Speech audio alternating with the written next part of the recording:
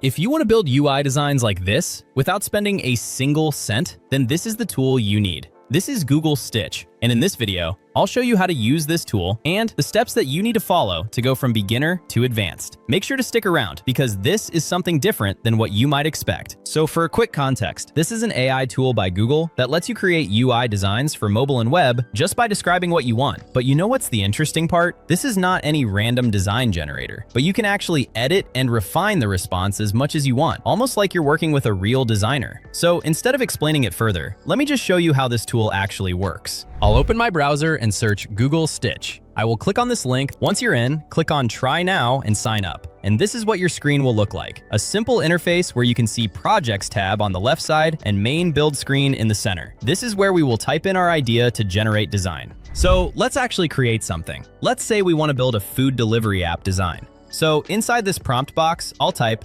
create a modern mobile app UI for a food delivery app with home screen, categories, and featured restros. Since I am making it for mobile, I will keep that to app only. Select 3.0 and let Stitch decide the design system. Now, let's click on Generate.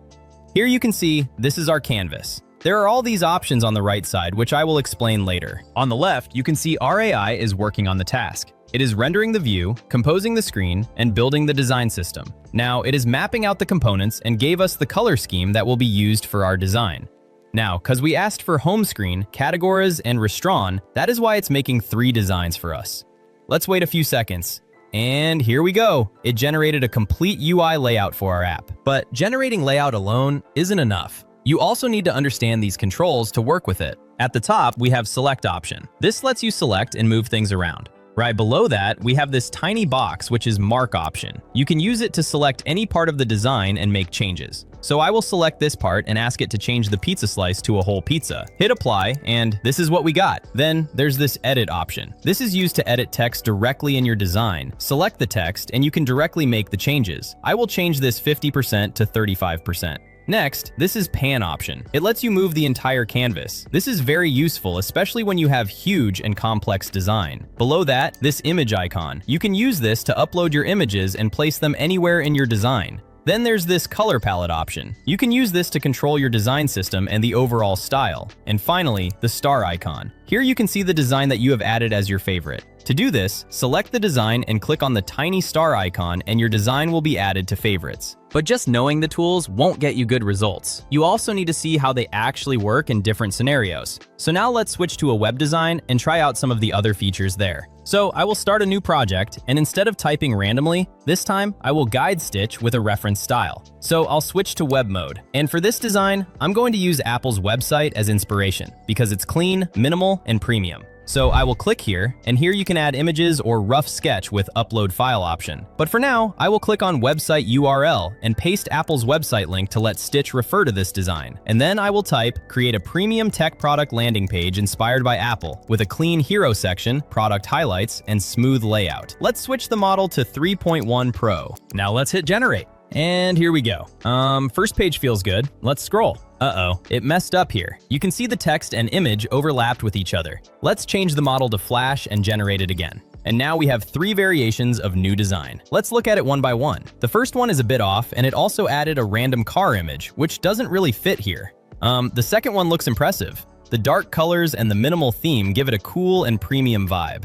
Third one also looks good, but it has messed up by overlapping text. Personally, second one feels way better because of its dark theme and premium elements. So I'll just go ahead and select this one. And this is something you'll do a lot while using Stitch, because you will not get perfect result in one try. You have to switch models, regenerate, compare, and then pick the best design. But this isn't just about regenerating and picking the best one. You can actually modify every single part of the design. Let me show you how we can do this.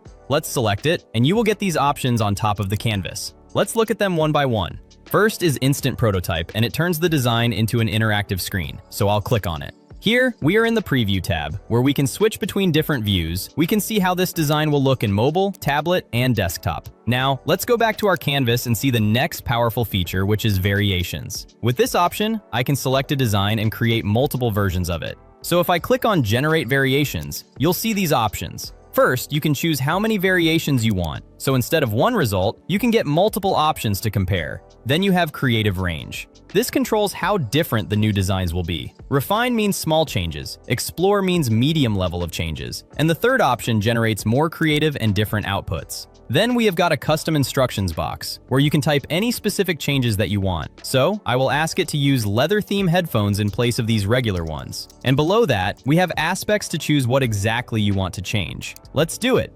See how cool is that? The next option is regenerate, which is pretty simple. If you don't like the current design, you can just generate it again and get a new version. Next is mobile app version. Since we created a web design, this option lets you convert it into a mobile layout. And if you were working on a mobile design, you'd see an option to generate a web version. Basically, this helps you adapt your design across different types of screens. But even after all this, if you don't know where the user's attention actually goes, your design still won't work. And this next feature helps you solve exactly this problem. This feature is predictive heat map. When you click this, it generates a visual map like this. Here, you can see which area of your design will grab the most attention. The red and yellow areas show where users are most likely to focus, and the cool areas show the parts that might get less attention. So this gives you an idea of how people will interact with your design. Let's move ahead. In Modify section, we got options like Edit, Annotate, and Design System. Edit lets you select a part of your design and make changes to it. Like here, I will select the headphone part and ask it to change the image to earbuds. And this is what we got. Next is Annotate, and this option is very useful if you want to add notes or comments directly to the design. So if you're working with a team, you can leave instructions or ideas right here. And then you have Design System. This option lets you control things like colors, themes, and corner radius of your design. You can update the whole design style in one place. But here's the real question. What do you actually do with this design once it's ready? If you click here, you'll see these options. First, we have View Code. This lets you see the actual code behind your design, which is great if you want to take this design further into development. Next, Copy to Figma. And this is really useful because you can directly copy and paste this design into Figma, and this shows up as a completely editable project. So you can select elements, move things around, and refine it just like a normal design file. If you just want the files directly, you can use Download option, which gives you everything in a zip file. Then there's export options. You can export this design into multiple formats, and one of them is AI Studio. We've already made a full video on Google AI Studio, so you can check it out by clicking on the I button. Now, if you want me to take this design and turn it into a fully functional website using AI Studio, comment AI Studio and I'll make that video for you. And finally, we have this Share option.